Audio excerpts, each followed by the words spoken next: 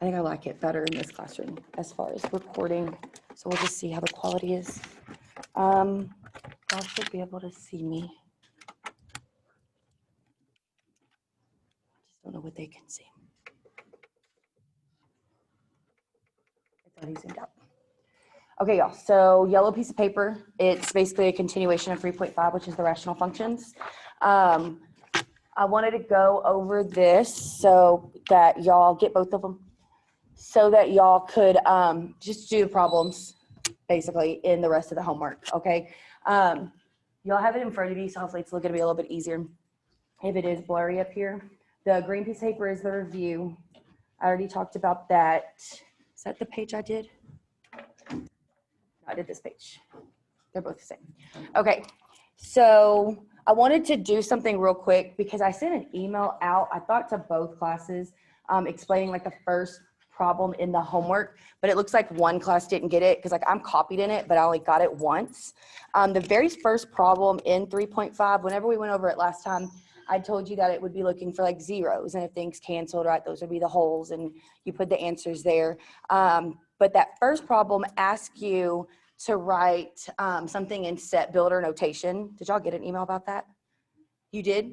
Okay, then it was the other class that didn't get it. Okay, so y'all are good. You should get an email. That's when you use braces, and then the straight line means such that, and then you would actually just type out like x does not equal 3 if that's what you find whenever you do your zero. Or like when you set your denominator equal to 0. Okay, good. So y'all have that. I actually think. So all of that should have gotten you through the first 10 problems. This is going to start with the next problem. I think there's just one of these on the homework. If she does make me add more problems to get to an actual 100 points, I would probably add a handful of the transformations just because honestly, like they're fairly easy. There's two different ways. I wrote on there, y'all, what you could do is, if you remember when we looked at transformations before, what we had done is depending on where the transformation occurred, I'm trying to see which one it was. I think it was this one. Depending on where the transformation occurred, I'm going to go ahead. No, this one I didn't show you. Y'all just look at it if you need to. Okay, so since our f of x is 1 over x, and then our g of x, it tells us 1 over x plus 3, and then on the side it says plus 7. That 3 that's close to your variable, because it's positive, that's the one you do the opposite. So you would see that it's going to move left. I'm sorry, this is so blurry, it sucks. And then that 7 on the outside, that's actually going to be the one that, because it's positive, it goes up. So that's going to follow like just your logic. And what does that number make the graph do? So you could either just remember how we went over it previously, know the transformations, and then be able to just accurately pick the correct graph. Or if you wanted to, you could just use your calculator, okay? And you could input the x plus 1, and then you could input the x, the g of x. And if like your calculator does different colors, or you have the ability to see both graphs, you should be able to see where it ended up. And you could just do this one, honestly, the g of x. And then it's literally a pick the one you want. If it is on the exam, it would be like describe the transformations. So you would graph the first one. I would probably use this. And then you would just describe whatever the transformations are. Does that make sense? Always need gum. Okay. Inappropriate timing. So towards the end of the homework, they have you do something that's called the 7-step strategy. I realized it was going to be a bunch of typing, a bunch of writing. So instead I decided to like copy and paste from the book and print these for y'all. Okay. So the strategy using the 7 steps is very similar to what we did on Monday. There's a few differences. If you've looked at the homework, you probably saw the differences, but I'm going to go ahead and explain them. This right here, f of x equals p of x over q of x, that's just saying that we have a rational function, right? Just a note, if you notice that the degree on the top is bigger by 1, that was the only time we found the slant asymptote, right? So if it tells you to do a 7-step strategy, but you notice it has an asymptote, you solve that first, and then you go into the 7 steps, okay? And so like the homework will literally ask you if there's a slant asymptote, you would input that answer. And then for the next one, it'll ask you what the symmetry is, and you would select either y-axis or origin, and like there's just little bubbles, and you just select it each time. I chose the problem in the homework that I just believe would probably end up being the most confusing out of the different ones, so that's why I decided to do that example today. So it'll look just like the same on your homework, but the numbers will probably be different. So 7-step strategy, we find the symmetry. We've done this before. When you plug in negative x, when we were doing it, it was, is the function even or odd? But this is like how you find the symmetry. Do you remember if it was even, it was symmetric about the y-axis. If it's odd, it's symmetric about the origin, right? They're just not calling it even or odd now. Go ahead and get off your phone since class has started. So if you plug in negative x and you get back to the original function, then that's saying that it has symmetry about the y-axis.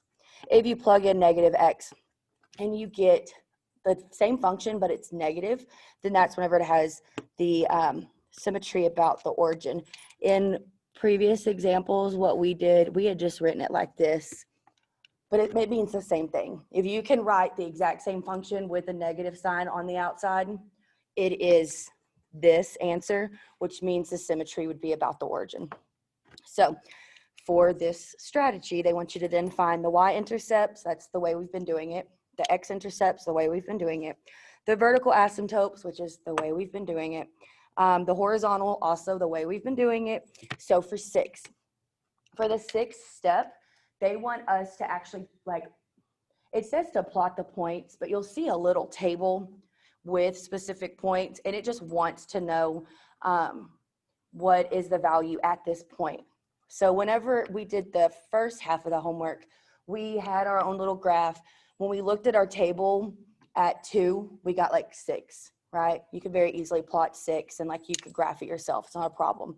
But if you see a problem in your homework and it's gonna be on the next page, but it looks similar to that, where it's actually giving you all these different values. It's not just look at the table and it's that value, okay? That's what I'm gonna show you today. And because I have realized that a lot of people, not a lot, it's not the majority, but there's a handful of people that don't necessarily understand the graphing calculator as much as some other people may. Like I literally broke it down really simple today. And so I'm hoping that helps as far as like this part of the homework for sure. Okay, and then 7, it says use the information to graph it. I think that, you know, if you have your actual coordinated plane, then it wants you to plot all these points, but they're like negative 168 over 12. Like, well, that actually would reduce. But anyways, you see what I'm saying? It's huge, ugly fractions. I'm not fixing to graph that. So in the homework, it's more of a pick the actual correct graph because you've already graphed it on your calculator. That's when you would just look and you would just choose the correct one, okay? So y'all will notice a whole bunch of it is pretty much just like Monday.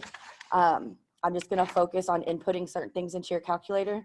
And then the very end of this, we'll be looking at this cost function, which there's one problem on the end of your homework. I just want y'all to be able to solve it whenever you're at home, okay? Okay, so I'm going to rewrite this function just because it is so tiny and blurry up here. If they ask us, like specifically, to use the 7-step strategy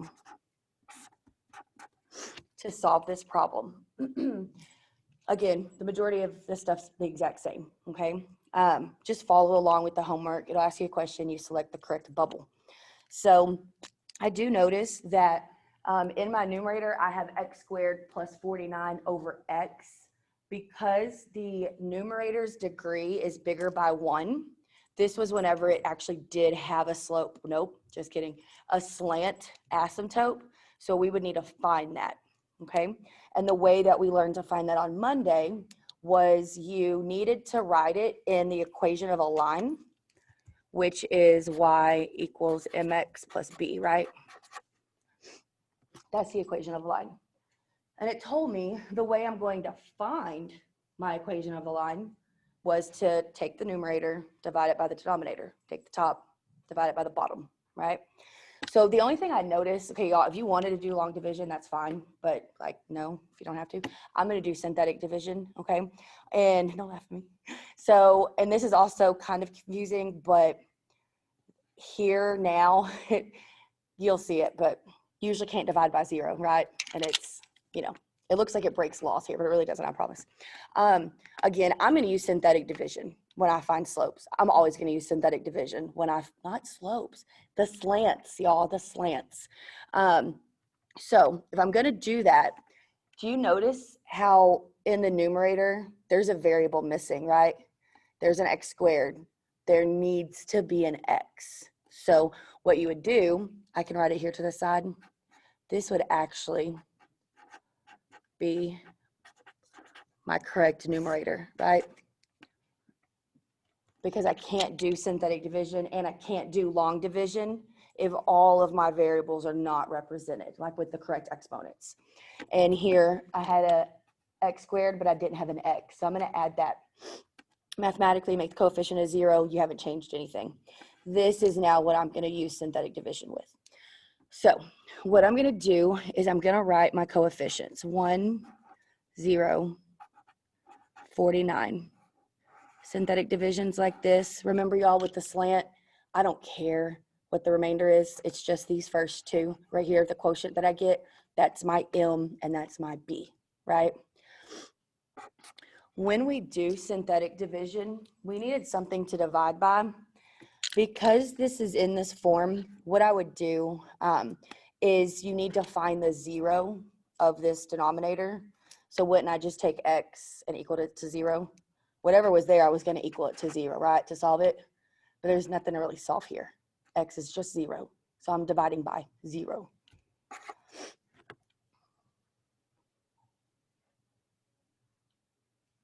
And then what do I bring down? The 1. And then you multiply, and then you combine. And then you would multiply, and then you combine. I just don't care about the remainder here. When it says find zeros, when it says to divide using synthetic division and find zeros, I do care about the remainder, okay? As far as the slants are concerned, I don't care about the remainder. So you still use this process though. 0 times 1 is 0. 0 plus 0 is 0. Because I don't care about my remainder, y'all, you can stop here. If you wanted to go all the way, that's fine. But this means nothing to me for my slant asymptote. All I need to know is that that first term in my quotient is my M. And the second term in my quotient, that's my B, right? So use these and put it in this form. I get y equals, wouldn't that just be x? Right? It's like 1x, but like why write the 1 if you don't have to? You just get x. And then, I mean, for continuity, and so you actually have all the terms, we could go ahead and do plus 0. But for like on your homework, when you get to a problem that looks really similar to this one and you're solving it, just typing in y equals x, that should be correct. Like, I don't think they want you to do the plus 0. But what this tells me, though, is that my slope is my M, which is 1 over 1, right? So it's going to rise, run, rise, run, rise, and it's going to make a slanted line, obviously. And then my y-intercept is 0. So that tells me on a coordinated plane at the origin, right, y equals 0. I didn't go up anywhere or down. I'm at y equals 0. I'm going to go y'all's way. I would go up and to the right, do a dot, up to the right, do a dot, up to the right, do a dot, if I was graphing it myself. And then this diagonal line, that's my asymptote when it actually ends up cutting the y and the x, like boom, right there at the origin. So I'm just going to square this off, y'all. That's what you would enter in when it says, what is the slope asymptote? It's just y equals x. And that actually is the equation of a slanted line, okay? I chose this one for a reason. I feel like it kind of got confusing. I was like, I want to do that one. Okay, so for the symmetry, we know that in order to find the symmetry of a function, we take the function, but we plug in negative x, and we look to see if anything changes. Were you going to ask a question?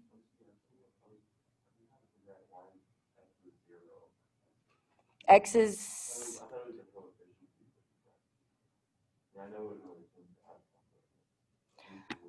When we do this synthetic, usually it looks like this. If you're going to do long division, we would use that factor to do the long division, right? It would be on the outside. But whenever you do the synthetic division, you find the 0 of that factor. And so we would have used 1. to do our synthetic division, but because because the factor in the denominator in this problem is just x, you still are finding the 0, but if you do x equals 0, it's just 0. Does that make sense? Again, that's why I picked this problem, y'all. Because, there's a couple times where it looks confusing. I don't believe the other ones, I didn't personally do them, but I don't believe the other ones are going to be as confusing, okay? So I'm just going to do this because that was like in other problems. Okay, symmetry. It's when we found the even and the odds, we just don't call them that now. It's just what is the symmetry, y-axis or origin. You plug in negative x. So we're going to do f of negative x. Y'all, what that's saying is in our function, wherever there's an x, make it a negative x. Still everything else the same, but we're doing negative x. And because we're dealing with a negative, I do parentheses. And then we're going to square that, right? Following this form, we got a positive 49 over denominator negative x. Now, this is where you look at the exponent, and depending on what the exponent is, it tells you whether or not your variable is positive or negative, right? Exponent stays the same. I'm just kind of using it to look at and evaluate if my variable is negative or positive. What we learned was that if our exponents are even, it could be 2, 4, 6, 8, it doesn't matter how big the number is. If your exponent is even and you actually do all of that math, your variable will always become positive. So that actually ends up being a positive x squared. And y'all literally, negative times a negative makes a positive. Negative times a negative makes a positive, times a negative makes a negative, times another negative makes positive. You see what I'm saying? It's a pattern. And because it's a pattern, we can just use that fact. Plus 49 didn't change. Over. What's the exponent on that variable in my denominator? 1. 1 is odd. If your exponent is ever odd, your variable will always end up being negative when we're doing this, like plugging in the negative x's, right? So that would remain negative x. Another reason why I did this problem. What they do here, because the denominator is a negative x, like if you were to look at the help, you're going to see that they'll pull the negative out in front. Rewrite what we have here, y'all. That was our original function, right? Because of this negative being in the front, this is now our original function, but it's negative. So that's this right here. That's f of negative x equals a negative f of x. Does that make sense? Okay. Because technically we would have positive divided by negative. Our final answer will end up being a negative. So because it's negative f of x, what you have is that it's symmetric about the origin. So in the homework, you plug in f of negative x, see what you get. Because I got negative f of x, you just select the little bubble that says origin. There's a lot of reasons I chose this problem. Okay. So now we need to find our y-intercepts. And the way that you find your y-intercepts is you take, so it's f of x in a function, right? What we've been doing is change f of x to y, plug zeros in for your x's and solve, right? So I'm going to change my f of x to y. And then I'm going to look right here, wherever there's an x, I'm going to put a 0, and I'm just going to evaluate it. That gives me my y-intercepts. So I have 0 squared, a positive 49, plus 49, whatever, same thing, and then 0 in the denominator. Y'all, if you kind of look at this step by step and evaluate it, 0 squared, that's just 0, right? You already see your head shaking. 0 squared, that's just 0. That just goes to 0. What I have is a positive 49. In the denominator, there's no math there, right? Usually it would be like 0 minus 3. Oh, I'd have minus 3, right? Here it's just 0. So I can't really evaluate anything. I just have 0 in the denominator. But as far as solving a problem like this, can I divide by 0? Like I can't. That makes this undefined. Put it in your calculator. It'll tell you error, and the whole world will blow up. And we don't want that to happen. So because it's undefined, technically what we have is no y-intercept.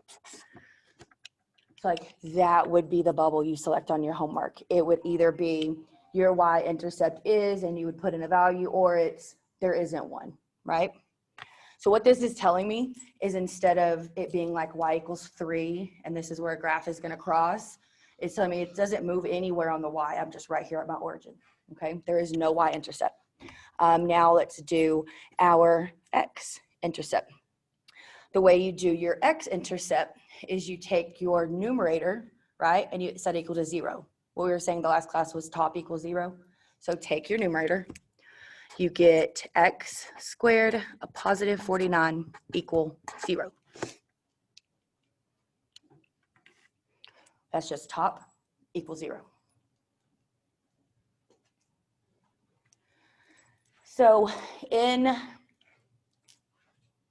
I don't know for sure. Oh, I remember the other day we didn't do that stupid, what's it called? Quadratic formula problem, but there's videos, so hopefully y'all okay. It was either the last class or the one before. I'd seen a square and a minus sign and a square, and I said, hey, this is a difference of squares. Difference being the fact that it was a negative sign. It was a minus sign, right? That's a difference. X squared, that's a square. 49, that's a square. Because this is a positive or a plus sign and not a minus sign, you can't do difference of squares. It's not a sum formula that we know. So what we would do here is instead notice that x is being squared. I have the square root property, right? My goal is trying to solve for x. That's going to tell me what my x-intercept is, right? So I know that if I go ahead and move that 49 over, now let me look at what I'm working with, right? I would have x squared equals a negative 49. And that's just moving the constant over. Because at this step, what I would do is what? Take the square root of both sides. Can you take the square root of a negative number? No, it becomes imaginary, right? You get the little imaginary unit, you get I. In a class where we have the x-axis, the y-axis, and the z-axis, that's really fun. You can be imaginary, right? In our coordinated plane, we have x and we have y. We're not dealing with imaginary anything in any of this section. So since there's not any real x equal a number or any real zeros here, what you would say is there's just no x-intercept. Does that make sense? You can't actually solve it. You can't actually get x equals. So we just say no x. I don't know why I dotted it. I don't ever really dot my I's. I guess I kind of do. No x-intercept. And honestly, y'all, if you try to take the square root, you'd have to pull your I out, right? Sounds funny. And then you would have like, what, 7i? But on x and y, there's nowhere to plot 7i, right? So that should let you know too, this isn't real. It's imaginary. Therefore, there is no x-intercept. So when asked in the last class, what if it started negative? And when I moved it, it became positive. You can take the square root of both sides. You would get x equals plus and minus 7. You would have two x-intercepts. Does that make sense? But right here, we can't. Okay, vertical asymptotes. The way we found vertical asymptotes was we set our denominator equal to 0. Whatever's in your denominator, set it equal to 0 and solve it. That gives you where on the x-axis, there's an invisible line that you can't cross, right? My denominator is just x, right? So if you set x equal to 0, you just get 0. So my vertical asymptote is at x equals 0. If this was a problem, we were graphing ourselves at, this is where you would do your little dotted line, right? Basically it would go along the y-axis. Horizontal asymptotes. That was the weird, crazy Bob bought eats, right? Bob was 0, bought was none, eats was DC, which is divide coefficients. So if I look, Bob bought eats, that was bigger on bottom. This isn't bigger on the bottom, right? This degree is smaller. And then there's bought, which was bigger on top. That is bigger on top, right? And the eats was if they were equal, but these aren't equal. So this would qualify for the BOT, the bigger on top. And what we had learned was bigger on top. We had an N. That N just stood for none.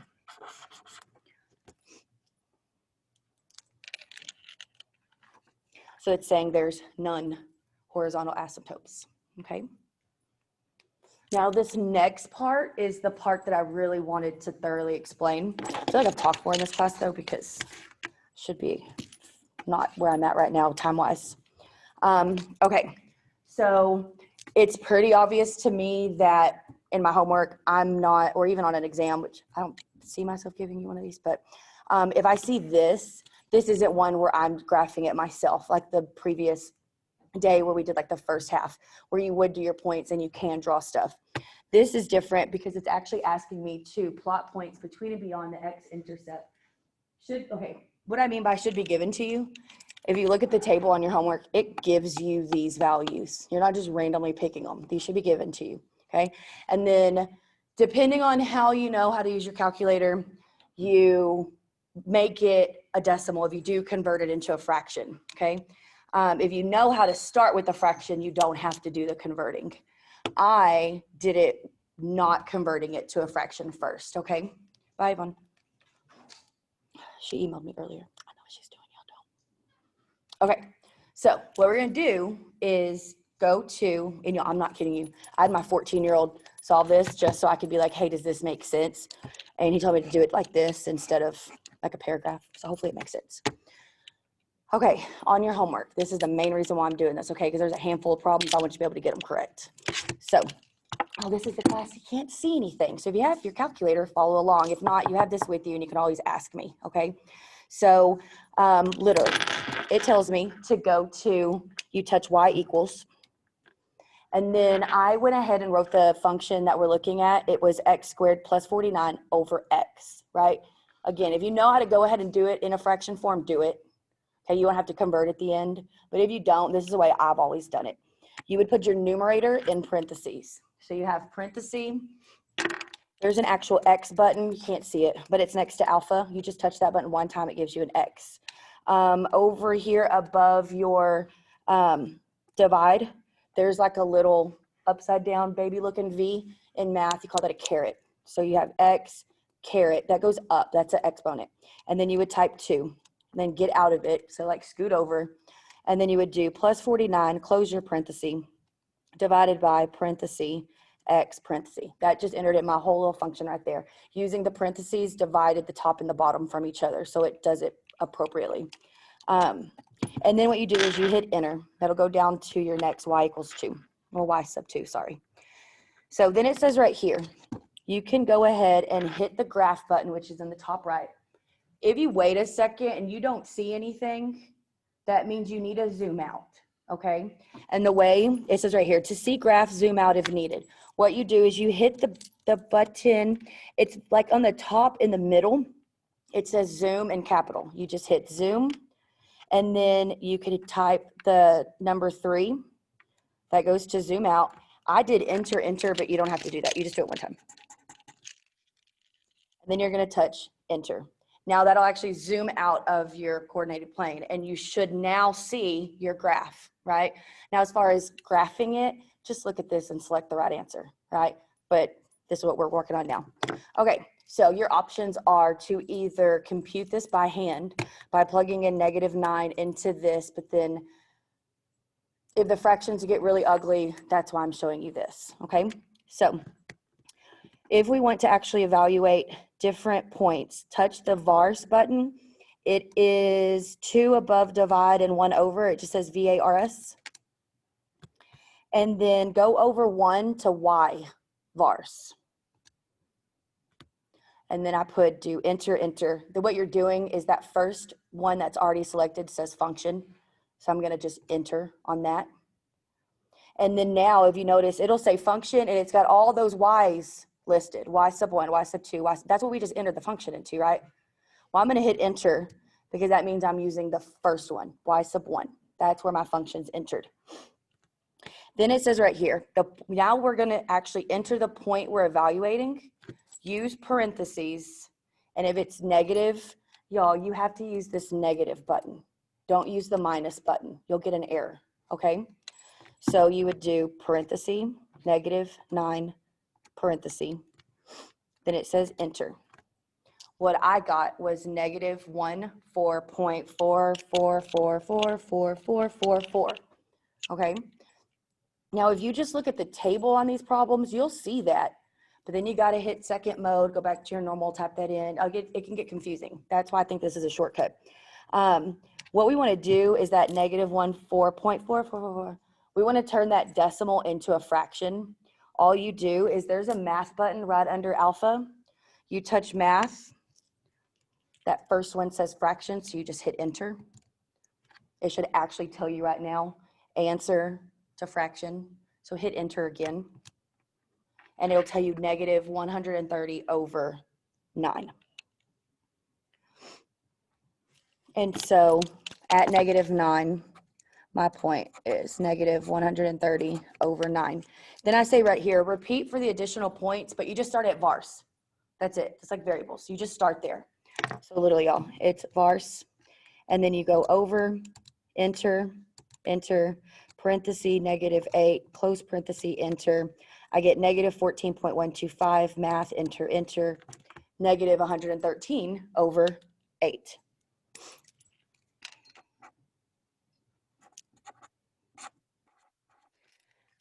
Don't get me wrong, this function isn't horrible, y'all. You could plug in negative 8 here, right? I would get what? Negative 8 squared is going to be a positive 64, and then do the plus 49, and then divide it by negative 8, and then turn that into a, do you see, like you could do it, but I think this is going to be easier. Plus, the functions won't always look like this. They could have x to the 4th, x to the, you don't want to compute that by hand, right? So we do 8, we do vars. I'm using the function I already have entered. Scoot over, enter, enter, parenthesis 8, close parenthesis, enter. And then math, enter, enter. 113 over 8. And I'm just going to go ahead and tell you now, because there is symmetry about the origin, you don't have to evaluate the same value with different signs. Do you see how negative 113 over 8 for negative 8? And then when I did the positive 8, I got a positive 113 over 8. So for here, I get a positive 130 over 9. Y'all, if you do it for 10, you should get 149 over 10. Way easier than computing it by hand, honestly, and just being able to knock your homework out, okay? Okay, so, and then the 7th part of that really long 7-step strategy, it'll tell you to actually graph it. In the homework, it should be multiple choice. Just touch graph again. I noticed that it looks like a little Nike swoosh on the top right, and it looks like a little upside down Nike swoosh on the bottom left. I'm just gonna select A, B, C, or D, whichever one's correct, okay? It's entering in all of those points that I wanted to show y'all. Okay, so we're going to do the last part of 3.5. I want to say this now. If 3.6 doesn't take that long on Friday, I'll probably go ahead and start the review, kind of like I usually try to do, you know what I mean? So we have more than just one day. You can only cover so much in one day. Okay, I don't know how to say this word. I'm not even gonna lie. It's applications of. That's what I thought, but I sound, is it toidic or todic? Because in their class I said asymptotic. But that just sounds really weird, doesn't it? Yeah, asymptote, and then so asymptotic would make sense. So it's just a weird word. Okay, this is basically a real world application of what it is that we've been doing. Okay, so I'm just gonna read this, y'all. The cost function, which we use the capital C to show cost function, for a business is gonna be the sum of its fixed cost plus the sum of its variable cost. So its fixed cost is like, I know for a fact, no matter what, I have to spend this much on a building. It never changes. I've got to pay for my employees. They're on salary. Like that's something they know that they are going to have to spend. Then the variable cost is going to be variable. Of course, like it's going to change depending on certain factors, right? So you add both of those together and that's their cost function, how they can figure out everything. And I even put here, C is cost, X is per unit. Okay, so then we have an average cost function. This one doesn't have the line above it like it should, y'all. The way you would read that is C bar, that line above that variable, you call it a bar. So the average cost function is C bar. This is a rational function, which is what we've been doing, which is why they have one of these at the end of the homework, okay? So C bar of X is what we had for our cost function, which is the fixed cost plus the variable cost, right? That's C times X. But then we're going to divide it by X. And what we're doing, can't talk, when we divide by X is this is going to actually be the number of units that they produce. So in the homework, they could be manufacturing phones or houses or bikes or boats or whatever. And it's like, how much does it cost them at each different production level? Like that's pretty much the question on the homework. Okay, so I'm going to actually read this. I copied and pasted it from the stuff online. Okay, so at the beginning of the chapter in the book, it starts talking about these virtual reality, like, what are they called? Goggles? A headset, right? So what it does here is it's like, hey, like recall what we've already talked about. So we return to the Oculus Rift, described in the section opener, a virtual reality headset that enables users to experience video games as immersive three-dimensional environments. So wordy. Suppose the company that manufactures this invention has a fixed monthly cost of $600,000. So that's a part of my function, right? Like I know I'm going to use that. And that it cost $50 to produce each headset. So what we're actually going to do, I need to change the page to have stuff to write on. We're going to write the function for its cost function. Then we're going to write the function for the average cost function. Then what we're going to do is we're actually going to interpret by evaluating if they manufacture 1,000 headsets, 10,000 headsets, and 100,000 headsets. We're going to kind of look to see what the different cost is per headset, depending on the amount that they produce. Then after that, we're going to actually see if there's any horizontal asymptotes. So let's go ahead and do that. So for A, it told us to do our cost function, right? And then what it said previously was that a cost function is variable cost plus their fixed cost.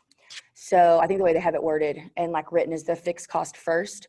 It told me, y'all, it's going to tell you both of the things you know. This is just like you plug it in and you get your answer, okay? So my fixed cost was 600,000. Then we're going to add to that. It said for us to assume that it was $50 per headset to make. That's that variable cost.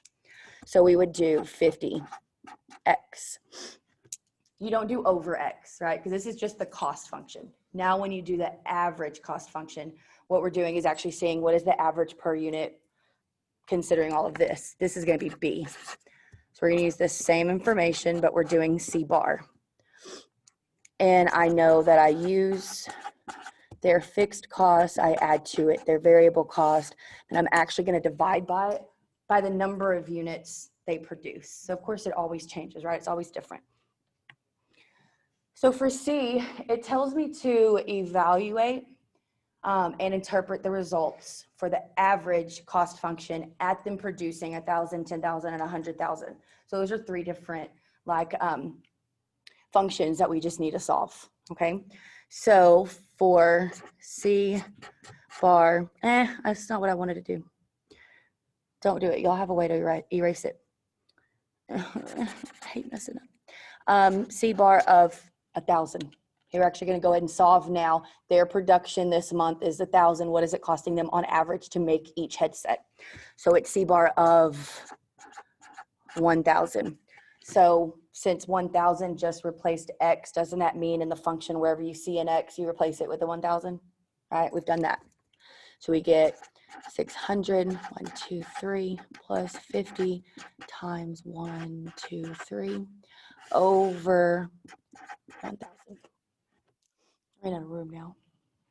In the homework, if you look at view, it'll flip the 600,000 and the 50x just because they're just writing it that way. In all honesty, when you look at the horizontal asymptote, it may be better to have it written with the 50x first, so just don't get confused with that, okay? If you do this in your calculator, y'all, you should get 650. If you don't get 650, there's a parenthesis that's not in the correct place. There's the fact that you entered it in incorrectly, whatever it may be. So if you don't get it, like, you just need to let me know so I can show you. So interpreting this is saying that if the company manufactures 100 Oculus Rift headsets, it's costing them $650 to make each individual one. That's fairly high. You have to sell it for like $1,500. Like, do you see what I'm saying? Like, that's their average cost per unit, making 1,000. So now we're gonna do same thing, but for 10. 1, 2, 3, 10,000. 600, 1, 2, 3, plus 50 times 10, 1, 2, 3, over 10, 1, 2, 3. That's a parenthesis. It just got kind of wonky. So again, you would enter this into your calculator. If you don't know how to do the fraction button, it's like it's alpha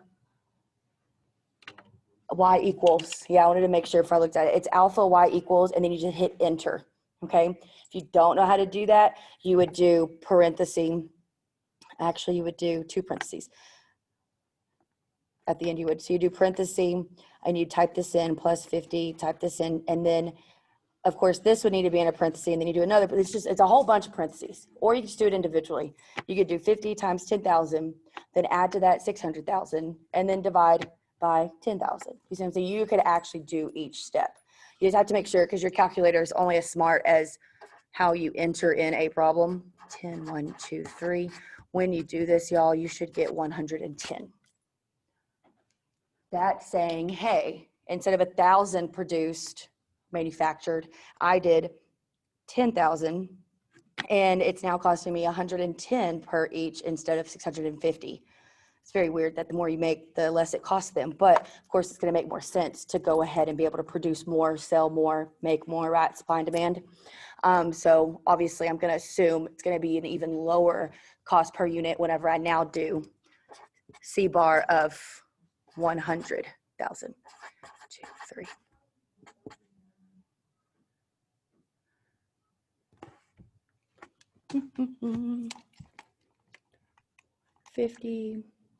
50 times 10, 1, 2, 3, plus 600, 1, 2, 3, divided by 10, 1, 2, 3, 110. Plus I don't have my cube.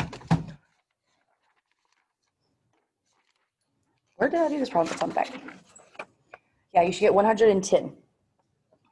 That's what I'm saying. If you're, like I'm telling you, entering things in, like one little thing off and the whole answer is wrong. And then that's you not getting points on the exam. Okay. So what I would do is, do you see how I just kind of did, it's PEMDAS, right? Okay, that would do it also. But if you did want to do it, y'all, this is how I do it. I don't even do the fraction. I multiply these, because that would be what comes first. Then I added this, and then I divided it by that. Or you would do parenthesis that plus this, parenthesis that, parenthesis, close parenthesis, divided by parenthesis. I mean, it's either way it's going to work. Now let's do it by 100,000. So we get 600, 1, 2, 3, plus 50 times 100, 1, 2, 3, all over 100, 1, 2, 3. What you should get whenever they produce 100,000, that's a lot, Oculus Rift headsets is 56. So this is saying that if our company manufactured 100,000 of these, their cost to do so is 56. Okay. Now quickly, go away. D was find the vertical asymptote. Nope, just kidding. Horizontal asymptote. The horizontal asymptote, y'all, is Bob bought eats, right? Eats means exponents are the same. If you look at your average cost function, the only variable I have up there is just an x, right? With the exponent of 1. And in the denominator, I have just an x with the exponent of 1. Those exponents are the same. Eats told us to DC, which is divide coefficients. The coefficient on your variable in the top was 50, right? It's 50x, so 50 is the coefficient. In the denominator, it's just an x. So the coefficient on that one's just 1, right? whenever you do 50 divided by 1, you get 50. Because this is a horizontal asymptote, it's going like this, which means it's going to cross the y-axis, which means what we actually found is y equals 50. That's the vertical. Why do I keep saying that? That's the horizontal asymptote. So if you look here, I wasn't trying to graph it. Y'all should have it in front of you because this is going to be too much. If you look at that, there is a little word each that's just trash. So right here, this would be my y at 50. That's that asymptote. So it's telling me that technically the more, because at the bottom, look, that's the number of headsets produced. The more that they produce, the closer that they're getting to them individually costing $50 each, right? So as far as interpreting this, if it's a small business, they probably can't produce 100,000 headsets, right? So this would need to be a large business to produce something like that and their cost be low enough to do so. I think on the homework, it's just like this business produces blank, and the more they produce, the less their cost or something like that. It's pretty easy how you describe it. Okay. Sabrina? Rayleigh? Molly? Gabriella? Hero? Pyro? Why did I say Hero? I'm never doing that right, dude. Jasmine? I saw Daniel, Giselle, Anj, Colin, Grayshawn, Shrika, Sailor, Caesar, saw Remington, Gilberto, Remy, Maddie, Ashlyn, Brian, Rayleigh, and me. Bye, y'all.